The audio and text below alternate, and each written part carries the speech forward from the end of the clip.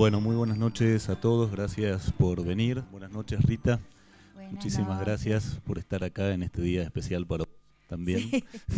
Acabamos de ver este fragmento de la película de Juan Solanas que se va a estrenar en octubre. Aprovechamos para agradecerle muy especialmente a él por la gentileza de adelantarnos este fragmento. Y pensaba, mientras la veíamos, que creo que fue la semana pasada, una mujer murió esposada a una cama, Sí. encarcelada por un aborto clandestino. Este movimiento que vemos acá en este fragmento de la película viene a, de algún modo, a dar respuesta e intentar hacer algo con esa clase de crímenes. Me gustaría que hablemos de ese movimiento, pero antes me gustaría entender por qué se producen estos crímenes. Se producen estos crímenes porque cuanto más frágil es un Estado nacional y provincial, más se ensaña por mostrar que controla alguna cosa. Y lo único que están consiguiendo controlar es la pancita de las mujeres. Entonces es inversamente proporcional a la magnitud de la inteligencia, de la racionalidad, de la dignidad de un Estado, ¿no? Es inversamente proporcional la crueldad, la rigidez con que trata a las mujeres, que evidentemente es lo único que ese Estado está pudiendo decir que controla, porque además la ley que criminaliza el aborto, que tiene aproximadamente 100 años en nuestro país, no tiene ningún efecto. O sea, el único efecto es perjudicar, porque nadie, absolutamente nadie, deja de hacer un aborto porque existe esa ley. Entonces es una ley hipócrita en este sentido, ¿no? Yo conozco el caso, o sea, por una estudiante mía, íntima amiga de una hija de un gran obstetra cordobés, que es una de las voces más fuertes de la oposición de conciencia, que hizo un aborto en su propia hija. Es hipócrita, es pura fachada para decir que el Estado realmente controla la vida de la gente, pero es un daño irreparable que hacen muchas personas pobres, porque una mujer de clase media se paga un pasaje en cuotas tranquilamente a Nueva York, ahora a Montevideo, o a un país europeo, le salen cómodas cuotas, se va y hace un aborto absolutamente legal, sin ningún tipo de ilegalidad. Entonces es una hipocresía para decir que se controla alguna cosa, para decir quién tiene el control de la ley. O sea, la ley que criminaliza el aborto solo muestra quién tiene la lapicera que escribe las leyes, nada más. Nada más, porque no impide a nadie intentar hasta la muerte, inclusive, arriesgando la muerte, como en estos casos, o en uno de los casos más tremendos que la película. Yo me pongo muy, muy mal cuando pienso en eso, hasta me descontrolo un poquito de la rabia, ¿no? Porque es realmente la rabia por la hipocresía, ¿no? Inclusive de una gente, como veo a veces en Tilcara, que tiene el sueño de ser las damas rosadas de la iglesia, o sea, la gente buena, la gente de sociedad. Hay mucho de prestigio social en la gente que está por detrás de las dos vidas. Intentan robar la palabra vida, robarnos la palabra vida. O sea, yo defiendo la vida. Inclusive he expuesto mi vida misma defendiendo la vida en diversos países, denunciando la violencia contra las mujeres, en situaciones de gran violencia. Eso es defender la vida. Ahora, defender la vida haciendo una persona, como van en la película, uno de los momentos más tremendos de esa película es una muchacha de Santiago del Estero, que tiene 2 hijitos, casada, se enferma de un cáncer en la mandíbula. Pero para tratarse el cáncer en la mandíbula, tiene que abortar, porque el tratamiento del cáncer de mandíbula le va a afectar al feto. Y el cura de la iglesia local, porque no todos los curas piensan de esa forma, pero en ese caso, pobrecita, tuvo tan mala suerte que el cura de la iglesia local y los médicos hipócritas de la sanidad local de esa región la ataron a la cama y la obligaron a morir con un cáncer en la cabeza, que es algo que duele espantosamente. Un tumor acá que le tomó. La imagen de ella muerta es algo que hasta hoy, cuando la recuerdo, me hace mal, para que dé a luz a ese bebé que no tendrá madre, porque ella muere encadenada a la cama y impedida de abortar para salvar ese bebé sin madre y 2 hermanitos sin madre. Eso es una cosa arbitraria y la verdad es que es estúpida, es de una irracionalidad y de una hipocresía y de una mentira total, porque un ser que no tiene autonomía ninguna, que es parte de otro organismo, no es una persona, es una farsa. Es mentira que sea una persona. Y es tan mentira que sea una persona que en las clínicas de fertilización asistida se tiran a la basura una cantidad de óvulos ya fertilizados y esos no son almitas, esos no son personas. ¿Cuál es la diferencia de un óvulo fertilizado en un tubo, en una probeta de clínica de fertilidad asistida y ese óvulo fertilizado en la panza de una mujer? No hay ninguna diferencia, pero unos se tiran y nadie hace nada porque es carísimo, porque es capital, porque corren cantidades de pesos y de dólares también para tener un bebé en una de esas clínicas, ¿no? Pero cuando está en la panza de una mujer, ahí sí. Quiere decir que esa ley es contra las mujeres, no a favor de la vida. Rita, esa violencia arbitraria del Estado que vos señalás es también la expresión de una violencia histórica, de una violencia de género histórica, ¿no? Que vos señalás como la piedra angular de todos los poderes, ¿no? ¿Cómo se construye a lo largo de la historia esa violencia y cómo se perpetúa? Claro, lo que pasa es que los estados son patriarcales. El Estado, la estructura estatal, es, sobre todo, muy especialmente en nuestro continente, en América Latina, ¿no? Nuestras repúblicas, que las llamo mal fundadas, ¿no? Que tienen un error de fundación, nuestras repúblicas criollas, ¿no? Y ahí voy a arrancar hablando de esto porque en Jujuy tiene todo que ver. En nuestras guerras de la independencia estamos próximos al escenario donde muchas de las importantes batallas, ¿no?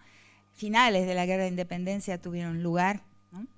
Hay varios monolitos en la quebrada, ¿no? De esa, y hasta Bolivia, ¿no? De esas grandes batallas donde estuvieron los que realmente les pusieron el cuerpo a la guerra, les pusieron el cuerpo y arriesgaron su vida o murieron, ¿no? Los grandes, ¿no? Los Belgrano, los San Martínez, los O'Higgins en Chile, Artigas en el Uruguay, o sea, los personajes que lucharon en la guerra por la independencia y que, si ustedes prestan atención, absolutamente todos sin excepción murieron o en el exilio o asesinados o en la más grande pobreza y abandono.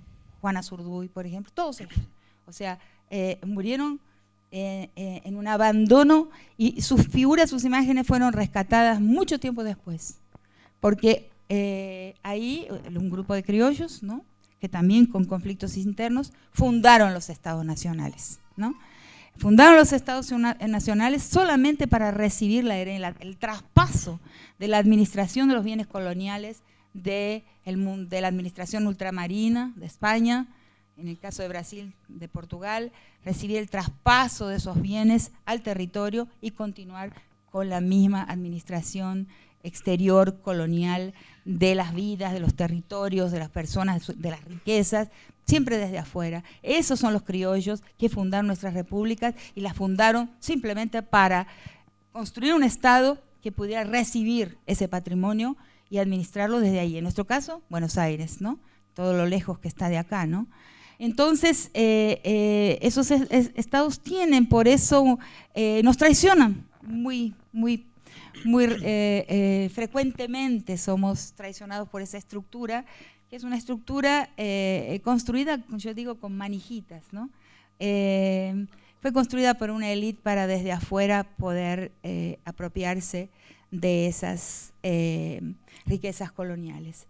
Y nunca esa élite perdió la exterioridad con relación a lo gestionado, con relación a lo administrado. Entonces, ese error de fundación aflora. Ahora, ¿por qué es masculino el Estado, ¿no? ¿Por qué el Estado es patriarcal, ¿no?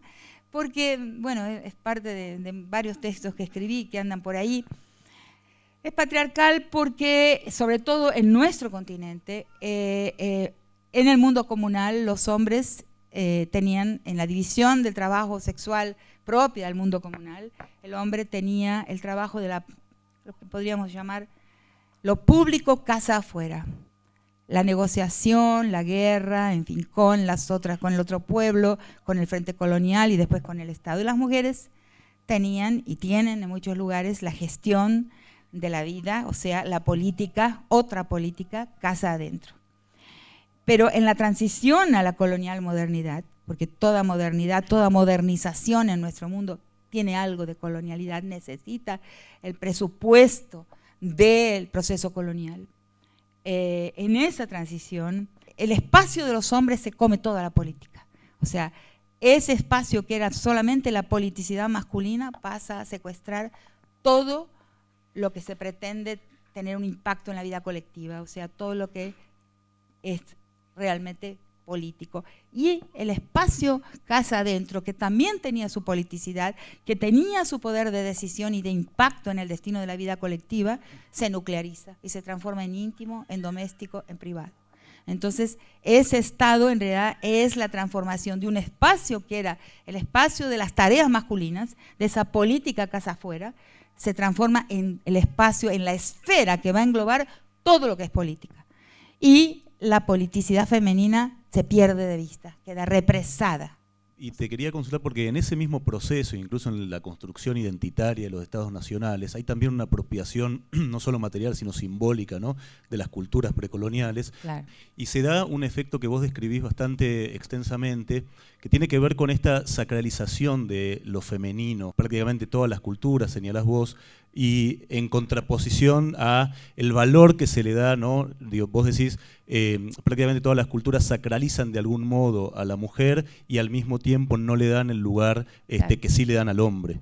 Claro, lo que yo digo es que el patriarcado es la primera forma de desigualdad, la primera forma de expropiación de valor y de dominación.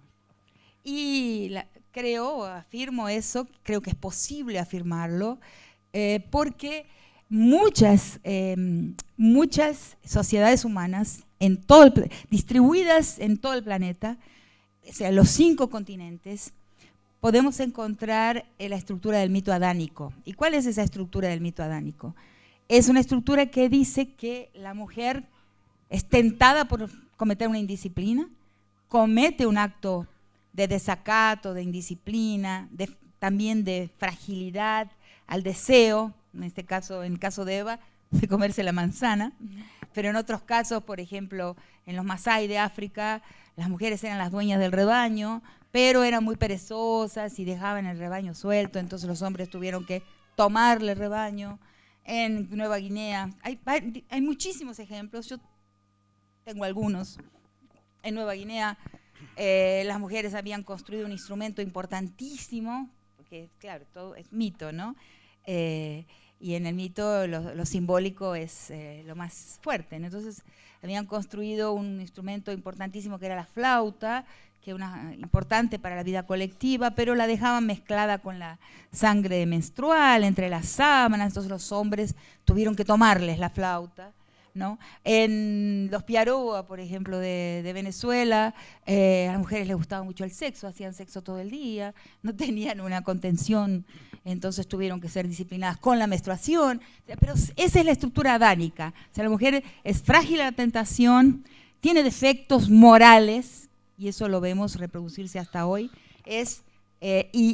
y entonces debe ser disciplinada, y a partir de ese disciplinamiento primordial, arcaico, originario, ahí empieza esa civilización, ahí empieza esa historia de esa sociedad. Entonces los mitos de origen de diversas sociedades distribuidas en todo el planeta relatan esta misma narrativa, con diferentes elementos, con diferentes imágenes, con diferentes cuentos, pero relatan esto mismo, la fragilidad moral de la mujer, su vulnerabilidad a la tentación, y luego el acto de disciplinamiento como el acto que origina, que comienza la historia de un pueblo, o sea, de una civilización. Entonces vemos que, y eso es el carácter fundante y extremadamente arcaico del patriarcado como un orden político. Entonces cuando dicen, no es una cultura, el patriarcado no es una cultura, es un orden político. ¿Por qué no es una cultura y es un orden político? Porque es una estructura de relaciones, una estructura desigual de relaciones, que va después a travestirse, que va después a disfrazarse de de religión y de moral. Pero no es ni religión ni moral, es un orden político. Ese orden político, vos recién decías desigualdad, ¿no? Y desigualdad implica relaciones de poder que no son solo simbólicas, son económicas también. Pero vos en algún momento das un paso más y hablas de dueñidad, ¿no? Perdóname que te interrumpa un minuto. Claro. Sobre todo también ahí hay una diferencia que a veces la olvidamos, pero que es muy importante, que es de prestigio. Porque está el poder y está el prestigio. A veces el poder cambia de mano, pero el prestigio es indeleble. Es mucho más difícil que se pierda, que se borre el prestigio asociado a un cuerpo, que se pierda el poder por lo menos por una fase histórica, un periodo histórico en que puede haber un cambio de manos de poder. Pero el prestigio es mucho más indeleble. ¿Está vinculado ese prestigio también con ese concepto de Totalmente. dueñidad que vos señalás? La dueñidad es, la dueñidad yo la menciono para hablar del presente, ¿no? Yo digo que hoy en día hablar de desigualdad es poco. O sea, estamos en un mundo de dueños, progresivamente adueñado y por cada vez menos cantidad de personas. Solo ustedes entren en un site, en una página de Oxfam, que hace, una vez al año publica sus resultados sobre cuántas personas son dueñas de una riqueza igual a la mitad de la población del planeta. Y cuando ven no solo ese dato para cada año, sino la vertiginosidad, o sea, la rapidez con que va el proceso de adueñamiento, o sea, que los números, la disminución del número de los dueños es tan impresionante que es traumático ver la velocidad con que se va reduciendo el número de dueños de la riqueza del planeta, que es una riqueza no solamente de capital y eso que hablan de la versatilidad, del carácter fluido, de la fluidez del capital financiero. No, también esa riqueza es de la más material y contundente posible porque es un adueñamiento de porciones cada vez más grandes, más extensas del planeta que habitamos. Entonces, esos pocos personajes, porque son individuos, que son dueños, o sea, un puñado de individuos dueños de una riqueza igual a la mitad de la riqueza del mundo, tiene un poder de vida y muerte, o sea, tiene que no, es incontenible por las instituciones. No hay instituciones capaces de colocar límites, no hay legalidad capaz de colocar límites al poder de compra de voluntades de esa magnitud de riqueza. Entonces, hablo de un mundo de dueños, de señorío. Y encuentro que esa estructura de dueñidad tiene una afinidad muy grande con el patriarcado. El patriarcado es una estructura de dueñidad fundante, como dije, muy arcaica, donde hay un adueñamiento del destino de la posición femenina por parte de la posición masculina, y que eso nos puede explicar por qué hoy tenemos muy rápidamente, en apenas una década, una furiosa reacción a la democratización del mundo. O sea, hay un proceso de democratización y de aceptación de un mundo más plural, y yo creo que una democracia que no es pluralista de una forma radical no es una democracia, sino que es una dictadura de la mayoría, y una dictadura de la mayoría no es una democracia. Por eso la cualidad de la democracia es el pluralismo de presencias, de sexualidades, de deseos, de aspectos físicos, de formas en que se presentan los cuerpos y sus deseos en el mundo, y de muchas otras cosas. El pluralismo es la meta principal de un mundo feliz para todos. Entonces, lo que pasa es que ese momento, estamos en un conflicto entre un momento de mucha más libertad, mucho más pluralista, donde se pueden aceptar muchas formas de ser, y eso amenaza al patriarcado, porque amenaza al control de los dueños. Entonces, muy rápidamente se ha implantado en las calles una reacción a este mundo más feliz, más suelto, donde diferentes personas pueden encontrar su destino de la manera en que quieren y desean y de la manera en que les hace feliz. Entonces se ha plantado muy rápidamente, está para mí teledirigido, es una agenda por la rapidez y la similitud con que se ha implantado y con los lenguajes con que habla en el continente entero, ¿no? Que no podría ser explicada por su vertiginosidad, como dije, y por el carácter homogéneo del vocabulario de norte a sur. No podría ser explicado si no hubiera una agenda. ¿Y por qué esa agenda? ¿Por qué esa agenda garantizando la continuidad del orden patriarcal?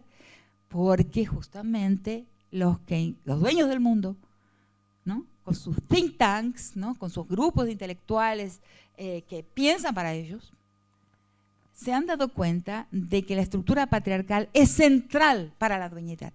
Hay una afinidad estructural muy fuerte entre el patriarcado y la dueñidad sobre los bienes. Esto se ve, quizás vos lo ves mucho más de cerca en lo que está pasando con el discurso xenófobo en Brasil, y que, por otra parte, se enarbola desde el Estado, ¿no?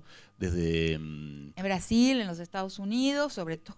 Claro, quería preguntarte justamente Unidos. en ese avance, ¿no? Bueno, sí, Brasil digo que es lo que más cerca tenemos nosotros y en donde se ve quizás de una manera cada vez, digamos, más violenta, por otra parte. Claro. ¿En qué estado de situación estamos nosotros respecto de eso? No, todas las formas de discriminación hay que sospecharlas, porque inclusive porque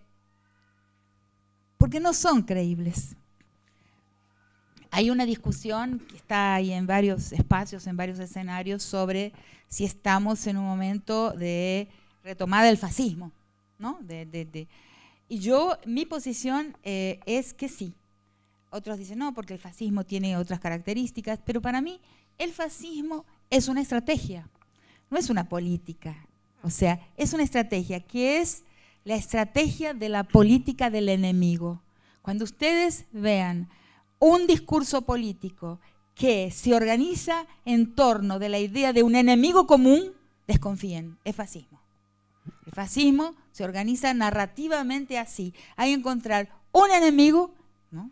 Fueron los judíos en la Segunda Guerra Mundial, pero otros también, ¿no? Hay un peligro, ¿no? Algo que amenace a la nación, y ahí entonces, en torno de esa postulación, de esa indicación de la existencia de ese enemigo de la nación, se organiza el mancomunamiento de la nación y se promueve la violencia contra ese enemigo, y ahí las personas dejan de pensar. Entonces yo creo que esa xenofobia en realidad no es real, porque los mismos que hoy son xenófobos fueron inmigrantes ayer mismo. Sus padres, Trump, por ejemplo, que es el paradigma hoy de la xenofobia en nuestro continente americano, ¿no? Es descendiente de alemanes. Entonces está muy cerca, aquello que condenan está muy cerca de su propia vida, de su propio origen. Entonces es necesariamente falso, ¿no? Tiene que ser falso. Pero es útil, ¿no? Las formas de discriminación son fundamentalmente útiles a proyectos políticos, ahí sí, de control masivo, de control de la sociedad de masas. ¿La mujer es una víctima específica de esa violencia? Claro, porque por lo mismo que estaba hablando antes, nosotras las mujeres somos víctimas de la sospecha moral. Cualquier mujer lo sabe. Cualquier mujer sabe que al salir a la calle siempre va a haber un ojo público moralizador sobre su cuerpo, sobre su imagen. O sea, aquellas, como en el caso de las manifestantes en la película, han decidido desafiar esa sospecha moral, desafiar y ponerse en el espacio público de formas en que incomodan a ese ojo moral. La mayor parte de las mujeres en realidad decidimos en general no ser incomodadas en el espacio público, ¿no? Pasar inadvertidas, ¿no? Entonces pensamos, ¿no? Me he visto así, me he visto asao, el taco muy alto, muy bajo, la pollera muy corta, muy larga, los aros con colores muy grandes. En general hacemos un cálculo casi automático, casi ya que ni lo sentimos frente al espejo antes de salir al espacio público. ¿Para qué? Para que esa sospecha moral no caiga sobre nosotros, no nos moleste, porque sabemos que está ahí, sabemos que está ahí, sabemos que todas nosotras somos moralmente sospechosas. Y yo lo aprendí esto hablando muchos años en la cárcel con mis estudiantes, no muchos años, pero sí casi 2 años. Dice muchos años porque el aprendizaje fue muy grande, con violadores. El violador es el sujeto más moral que puede existir. Es rarísimo, es lo que uno menos espera. Porque él va a violar y va a decir que viola a alguien que merece ser violado. O sea, que es moralmente sospechosa esa mujer. Y entonces que la violación es una forma de moralizarla, ¿no? De decirle que es mujer, de ponerla en su lugar, ¿no? En este orden patriarcal, que es el orden general, que nos domina a todos, mujeres y hombres. Toda persona, todo sujeto que entra a la vida social es enseñado y enseñada. Todos nosotros y nosotras somos enseñados a mirar el mundo con el ojo del padre, con el ojo del orden moral, que es el ojo del patriarca. Tenemos todos el mismo chip implantado, las mujeres y los hombres. O sea, lleva una vida, y algunos ni siquiera lo intentan ni lo perciben, ¿no? Desimplantar ese chip, identificarlo, reconocerlo y desactivarlo. Muchas películas, ustedes que algunos, o la mayor parte, no lo sé, son estudiosos de cine, piensen en películas como Blade Runner, películas como Matrix, películas como Total Recall, que fue la primera de Schwarzenegger, la primera, una gran película, después ya no, pero en la primera él es ese mismo héroe, que es héroe ¿por qué? En todos los casos que acabo de mencionar, en las 3 películas que acabo de mencionar, sus héroes son personajes que identificaron chips implantados, identificaron que estaban actuando controlados por un programa que nunca habían elegido y que quizás no era siquiera propio, quizás no era una biografía propia, sino que estaban heredando biografías y memorias implantadas. Justamente tiene esa es la característica de esos grandes héroes de la ciencia ficción contemporánea, identificar la manipulación de sus memorias mediante el implante de chips de programación. Y así es el patriarcado.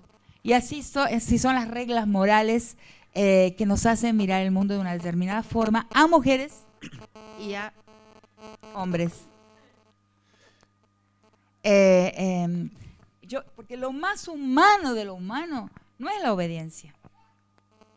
Los animales son más obedientes que nosotros. Lo más humano de lo humano es la desobediencia. O sea, la capacidad de ver, hacer lo que se llama el loop reflexivo, o sea, la vuelta reflexiva, que nos permite vernos, espejarnos, reflejarnos.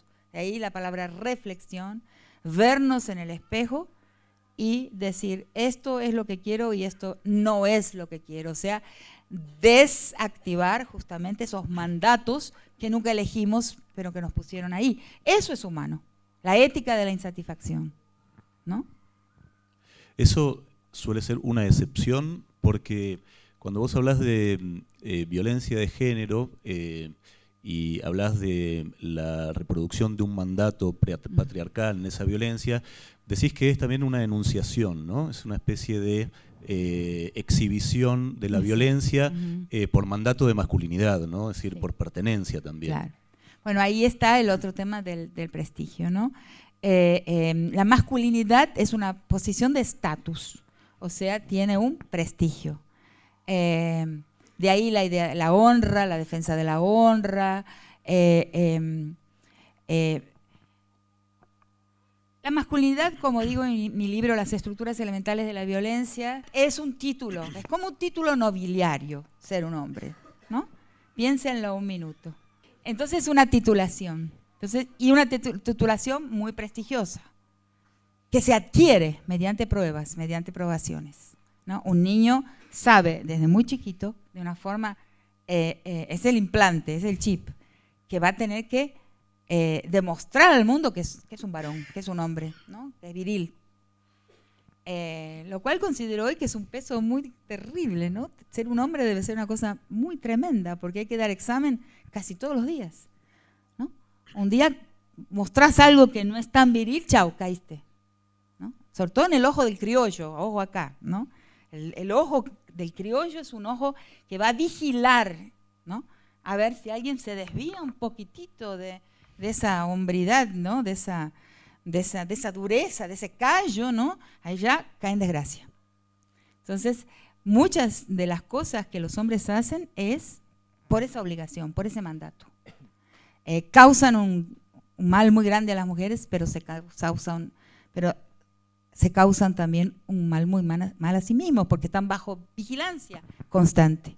La vigilancia de los ojos de los hombres sobre los otros hombres es una vigilancia estrecha y permanente. De ahí que, por ejemplo, yo pienso, y a veces tengo ciertas discordancias con una parte del feminismo, que nosotros las mujeres somos mucho más felices, porque no tenemos que demostrar mucho, ¿no? Al sumo ser un poco lindas, tener una buena ropa, cualquier cosita así, pero el hombre tiene que demostrar mucho más.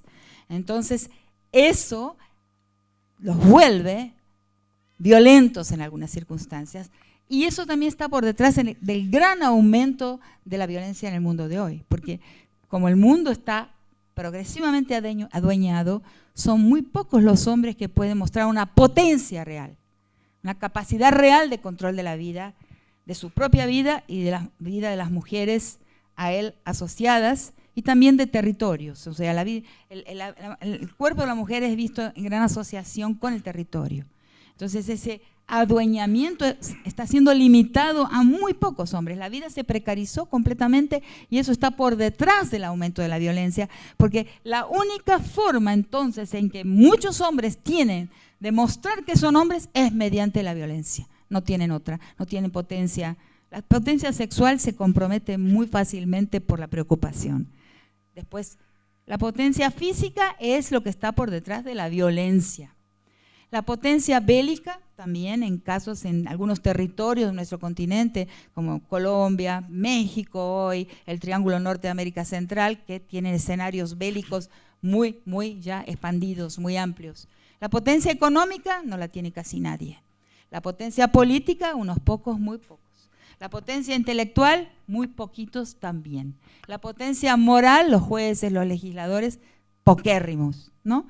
Entonces, ¿dónde se manifiesta la potencia masculina? ¿Cómo un hombre le muestra a los otros hombres que es hombre? Mediante la violencia. Cada vez más y más hombres solo tienen la posibilidad de expresar su capacidad de poderío sobre algo con la potencia sobre sus mujeres, sus familias, o a veces una mujer que encuentran por la calle. Es un efecto casi indisociable, o sea, inmediato de la precarización de la vida. La mujer es víctima de las consecuencias, ¿no?, de ese mandato de masculinidad, y el hombre también es víctima de ese mandato, sí, porque vive apegado a él, ¿no? El hombre es víctima porque ha sido engañado, ha sido conducido a eso, a tener que mostrar algo a los otros hombres. A muchos, por ejemplo, en el caso de la violación, el violador está haciendo un espectáculo de su potencia. ¿Para quién? O sea, no hay ahí un deseo sexual. El deseo sexual es otra cosa, yo lo reservo para otra cosa. Ahí hay ¿dónde está el gozo? El gozo está en la exhibición de que se puede hacer lo que se está haciendo. Y el gozo está de forma narcísica, demostrar que se domina un cuerpo, que se penetra un cuerpo para que los otros hombres lo sepan. Entonces, eso ahí es lo que hay que tomar conciencia y que descomponer, porque lleva a la gran infelicidad de mucha gente. Lleva a la infelicidad de los hombres porque están siendo presionados a ser violentos para mostrarse hombres ante los otros hombres. Y no vale la pena, no vale la pena. Lo que pasa es que la masculinidad tiene una estructura, antes en mis primeros textos les llamo de fratría, hermandad, cofradía masculina, hoy les llamo corporación. la masculinidad tiene una estructura corporativa. ¿Y qué quiere decir que es una corporación? Quiere decir que tiene dos valores que la rigen, valores que no pueden ser desobedecidos para ser un varón. El primero es la lealtad corporativa, la lealtad a la corporación antes mismo que la defensa de la vida, la defensa de la verdad, la defensa de la dignidad humana. Todo eso es secundario con relación a la importancia de la lealtad corporativa, obedecer y ser leal a lo que la jerarquía de la corporación indica como impositivo, como imperativo. La otra característica del orden corporativo es la jerarquía interna. Entonces, en el mundo masculino hay machos alfas y machos subservientes, subordinados. Lo que pasa es que se da una competición, como en el mundo animal, se da una competencia, en español, ¿no? En portugués es competición. Se da una competencia entre los miembros de esa cofradía, de esa corporación, y hay jerarquías diferentes, ¿no? El primo más rico, o cuando se es más chiquito, el primo que más musculoso, ¿no? En fin, siempre hay, dependiendo de la edad, el medio social, una jerarquía al interior del más hombre y menos hombre. Frente a estos mandatos de masculinidad, hay movimiento de resistencia también. Recién veíamos acá en el fragmento de la película de Juan Solanas la expresión física, ¿no?, de un movimiento de resistencia importante que se da en nuestro país, pero hay varios modos, ¿no?, también de ejercer esa resistencia, también desde el campo simbólico, y es nombrando cierto tipo de violencias. Vos instaurás términos como feminicidio, femigenocidio. ¿Cuál es la importancia de nombrar esas cosas? Bueno, yo creo que la tarea, porque he pensado bastante sobre eso, la expresión feminicidio no es una invención mía, ¿no? Está desde hace mucho. La de femigenocidio sí, pero yo pienso que la tarea de las personas que trabajamos con el lápiz en la mano, con el lápiz y el papel o con el computador, es la donación de nombres. Lo he experimentado a lo largo de mi vida con mi experiencia y también con la respuesta que me da la gente. Cuando uno consigue nombrar algo que necesita ser nombrado, que las personas identifican, es eso, el nombre es un gran regalo, es una gran donación, porque a partir de la existencia de un nombre se puede entonces ver, percibir la realidad, o sea, entender lo que está pasando. Entonces, eso ha sido mi tarea por mucho tiempo, cada vez de una forma más clara, nombrar. Por ejemplo, pedagogía de la crueldad, ¿no? Es uno de los nombres que he lanzado. Además, es así, ¿no? Cuando un nombre nombra realmente lo que interesa a la gente percibir, la gente lo toma. Pero cuando uno echa un nombre que no consigue nombrar lo que necesita ser nombrado, lo que la gente está necesitando identificar con una palabra, ahí no la toma. Y si está siendo nombrado algo necesario, la gente la toma inmediatamente, ¿no? Nos pasó los otros días, por ejemplo, en un 8 de marzo, ¿no? Estábamos en Córdoba con Tucuta, mi compañero, estábamos ya anochecía, estábamos caminando por la calle en el medio de la marcha de las mujeres, ¿no? Entonces, adelante mío vi una chica con una bicicleta, ¿no?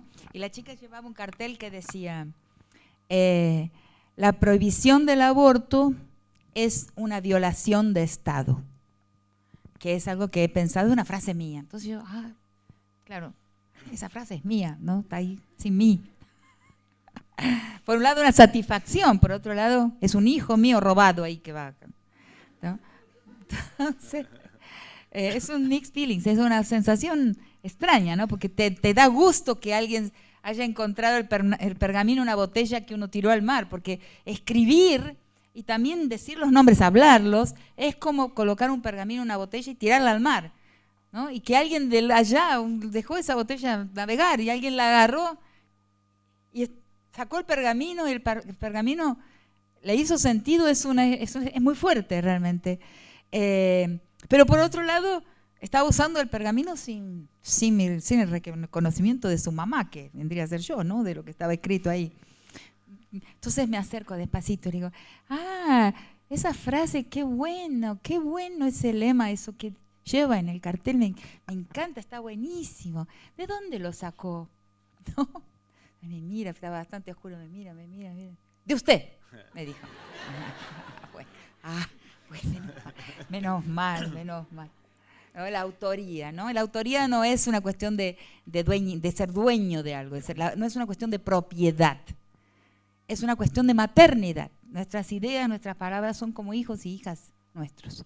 Pero entonces corté lo que estaba diciendo antes de, por ejemplo, la expresión, una expresión que rodó mucho, esa idea de pedagogía de la crueldad me viene mucho, la recuerdo mucho, porque ese término de pedagogía de la crueldad, yo digo que significa algo que a veces no fue bien interpretado. Es la manera de formatear las personas para que tengan una estructura de personalidad psicopática. La estructura de personalidad psicopática es funcional a la fase contemporánea del capital como nunca, porque el psicópata ve el mundo como un mundo de cosas, de forma instrumental, nada más que instrumental, no hay vincularidad. Lean algún libro o alguna Wikipedia, entérense de cómo es esa estructura psicopática, porque es muy interesante, porque podemos ver que hoy en día hay una pedagogía de la psicopatía, o sea, estamos siendo formateados para tener, no ser psicópatas en el sentido de seriales, pero para tener una estructura de personalidad psicopática. ¿Qué quiere decir? Una estructura de personalidad que no es afectiva, que no ve a las personas como personas, sino como instrumentos para algo, que no ve, que ve el mundo totalmente cosificado, y le mide su interés para los propósitos del capital, o sea, de la acumulación.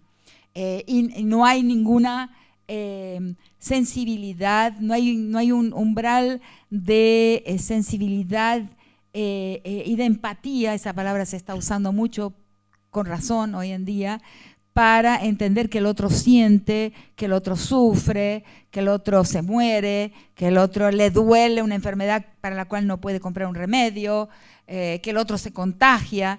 No hay. Los otros son solamente instrumentos para una meta. Y estamos siendo formateados para eso. Solo observar cómo son los juegos hoy, ¿cómo se llaman? Los juegos. Videojuegos. Los videojuegos, que el personaje va y ping, mata. Y nada, o sea, como, nos están retirando la noción, la percepción de lo que es el matar y el morir.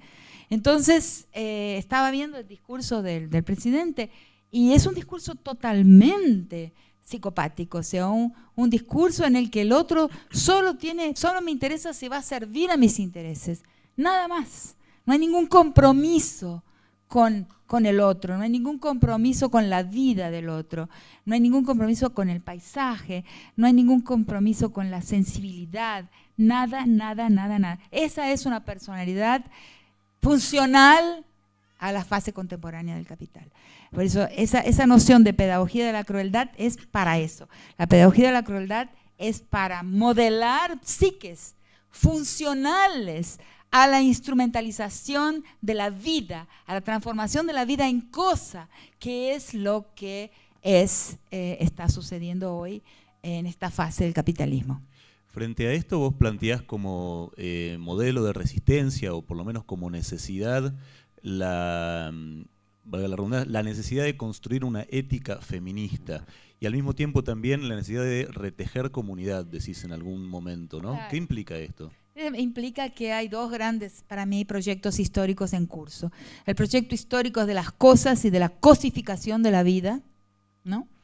Y el proyecto histórico de la vincularidad, de los vínculos, del afecto y de la empatía. Y son opuestos. La verdad es que todos nosotros vivimos con un pie en cada uno. Vivimos de una forma anfibia porque es imposible vivir hoy sin algún grado de deseo por las cosas. Pero hay momentos en la vida en que hay que tener conciencia de que uno está entre esas dos selecciones de metas de felicidad. Son metas de felicidad. ¿Cómo somos felices? ¿Cómo somos felices? ¿No? Comprando un coche nuevo, un celular nuevo, o somos felices compartiendo un gran momento con un amigo, con una amiga, una conversación, una tertulia, un estar juntos y juntas. ¿Cuál es tenemos que reflexionar un poco sobre eso, ¿no? Estar en medio de un paisaje que nos gusta, ¿no? El arraigo comunitario, el arraigo local, ¿no? La convivialidad, ¿no? La comunión, el gusto, la fiesta, ¿no? ¿Dónde está nuestro placer? ¿Ahí o en exhibir que hemos comprado algún objeto nuevo a los ojos de los demás, ¿no? Son dos proyectos históricos con metas de felicidad totalmente diferentes. La mayor parte del tiempo vivimos balanzándonos entre los dos, pero hay momentos en la vida en que uno se da cuenta y sabe que tiene que elegir. Recién veíamos acá en la película un movimiento muy fuerte de resistencia, ¿no? Que esa coyuntura no logra el objetivo concreto que se plantea, pero que continúa como movimiento. Claro. Te quería consultar entonces, ¿en qué estado de situación estamos, ¿no? Frente a eso. Yo creo que en realidad una gran meta ha cumplido el movimiento y está cumpliendo, que es ver, digamos, un encuentro celebratorio y expresivo de una otra forma de hacer política, que es el encuentro de las mujeres en las calles. No todo es así como se mostró aquí. Esa es la parte más espectacular. Pero el encuentro de las mujeres en las calles tiene mujeres muy ancianas, más ancianas que yo, hasta mujeres muy chiquitas, muy jovencitas, de escuela primaria, y muestra que las mujeres podemos hacer políticas juntas, aún en nuestra diversidad, aún en nuestra gran diferencia, porque no hay un solo tipo de mujer ni una sola aspiración feminista, hay diversas aspiraciones feministas, pero que hemos salido a la calle por algo que yo intento argumentar, por el fracaso del Estado, por el fracaso de las políticas de Estado, por el fracaso de las políticas de todas las fichas que hemos colocado en el movimiento social a tener victorias en el campo estatal. No es que hay que ausentarse del campo estatal, pero hay que construir comunidad, vincularidad, como estas marchas lo hacen en la vida misma, o sea, hay que organizarse en la vida misma. No es el Estado que va a transformar la sociedad, porque no lo ha podido hacer en ningún lugar. El Estado es muy traicionero.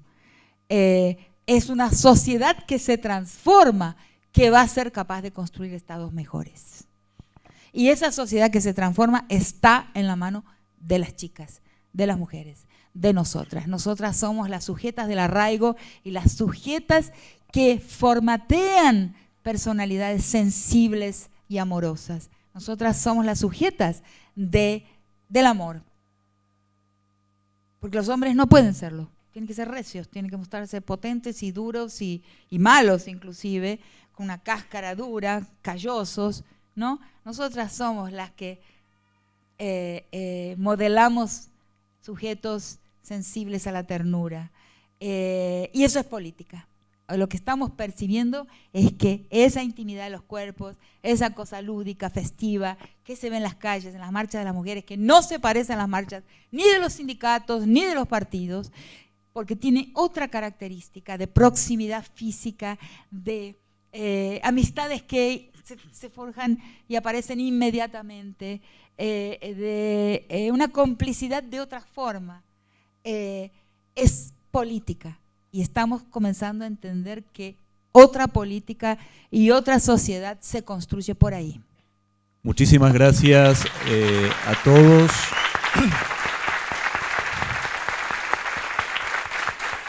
Gracias por haber venido a esta convocatoria inédita que tenemos hoy.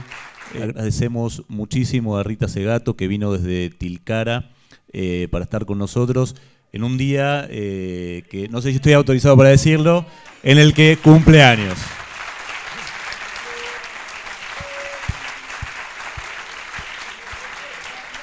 Muchísimas gracias, Rita.